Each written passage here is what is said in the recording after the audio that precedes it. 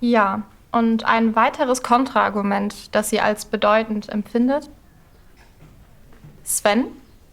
Ja, wir haben auch noch D genommen, weil wir das sehr wichtig finden. Also weil wir auch der Meinung sind, dass wenn quasi alle so ein gesichertes Mindesteinkommen haben, dass viele in der Schule oder nach der Schule sagen, jetzt mache ich einfach nichts mehr oder die Schule vielleicht schon vorher abbrechen und dass ja die Quote sehr nach oben gehen würde. Ja, also ihr meint, dass das Grundeinkommen quasi die Schulabbrecher nur noch dabei unterstützt. Genau. Ein weiteres Kontraargument. Gibt es eine Frage? Bitteschön. Ich wollte nur das dazu sagen. Ja, gerne. Ja, wenn man von Anfang an, von seiner Geburt an, jeden Monat 1.000 € auf das Konto bekommt, dann braucht man ja eigentlich gar nicht zur Schule zu gehen, quasi. Denken sich, glaube ich, dann viele, weil dann wir ja dann genug Geld haben. Weil als Baby gibt man ja jetzt nicht so viel aus, als Kind auch nicht, keine Ahnung. Dann würde man die Zeit dann für nebensächliche Aktivitäten nutzen? Genau. Ja. Ja, zumal das Problem wäre ja auch, wenn so viele Leute die Schule abbrechen würden und dann irgendwann reicht dieser Betrag nicht aus. Wenn jetzt zum Beispiel die Mehrwertsteuer immer wieder erhöht werden würde, besteht ja auch das Problem, dass der Schulabbrecher dann auch in die Bredouille kommt und sagen muss, okay, ich muss jetzt irgendwie arbeiten. Aber der hat dann gar keine Ausbildung bzw. keinen Schulabschluss, um dann eine Ausbildung anzufangen, um dann überhaupt vernünftig Geld verdienen zu können. Ja, Jana. Ja, ich wollte zu Kim sagen, das ist ja praktisch das Geld für die Eltern. Man gibt das ja schon auch aus. Wenn man klein ist und, weiß ich nicht, 1.000 € oder so kriegt, dann gibt man das schon noch aus für das Kind. Für die ganzen Spielsachen oder Lebensmittel, Windeln oder keine Ahnung was. Sowas halt. Auch dazu? Ja. Also klar gibt man das für das Kind aus. Also wenigstens etwas. Ich weiß nicht, wie teuer die Sachen sind.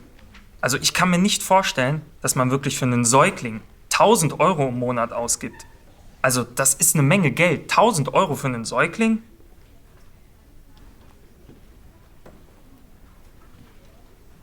Ja. Ja, auch dazu. Zum Beispiel heutzutage, das Kindergeld für einen Säugling ist nicht viel und Unterhalt, wenn die Eltern jetzt getrennt wären, für den Vater, ist auch nicht so viel. Also man braucht garantiert keine 1.000 € für einen Säugling, sei denn man kauft jeden Tag einen neuen Strampler, wenn man keine Lust hat zu waschen. Ah, das braucht man eigentlich nicht. Also ihr findet, dass das unnötig ist, dass es jedem zusteht. Nee. Nur halt diesen Einspruch, dass das Geld für das Kind ausgegeben wird. Halt, ja. Okay. Ja, Zoe. Ja, aber allein schon das Kind braucht ja erstmal Möbel und alles, wenn du das allein schon hochrechnest. Überleg mal, wie teuer so ein Kinderbettchen ist. Wieso braucht denn das Kind Möbel? Ja, wenn es ein Baby ist, soll es auf dem Boden schlafen. Für was braucht's das denn? Das kaufst du nur einmal. Jeden Monat? Man kauft ein Babybett, dann ist es da rausgewachsen, dann brauchst du schon wieder ein neues Bett, dann brauchst du einen Kinderwagen, einen Wickeltisch und da kommt noch mehr Kram. Ja, also ich weiß ja nicht, wie viel ein Säugling bei euch ist.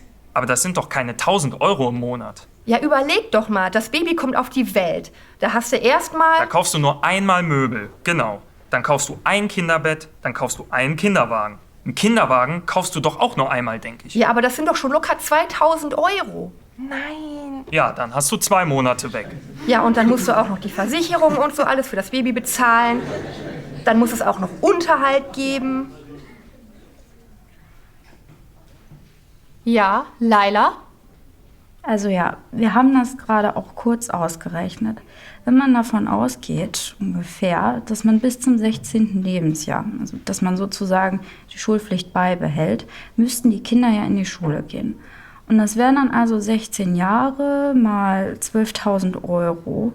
So, dann sind wir auf 192.000 € gekommen und man geht durchschnittlich von einem Wert von ungefähr 100.000 € aus, was ein Kind bis zum Verlassen des Elternhauses verbraucht. Also würde der Jugendliche dann mit 92.000 € sozusagen in sein Leben starten, jeden Monat noch 1.000 € dazu bekommen, weshalb ich nicht so richtig sehe, weshalb der Jugendliche anfangen würde zu arbeiten. Also meinst du, dass die Jugendlichen...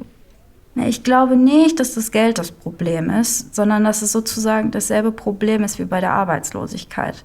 dass die Leute sich dann so ungebraucht fühlen und so langweilen, auch zum Teil, dass die dann sagen, nein, wir wollen aber arbeiten. Weil es uns einfach so dieses seelische Feedback sozusagen gibt. Es ist einfach was Psychologisches. Ja, Jana? Wir wollten noch sagen, man kann das ja auch so machen, dass jeder nur 500 € kriegt. Da muss er trotzdem arbeiten gehen, weil von 500 € kann man ja nicht leben.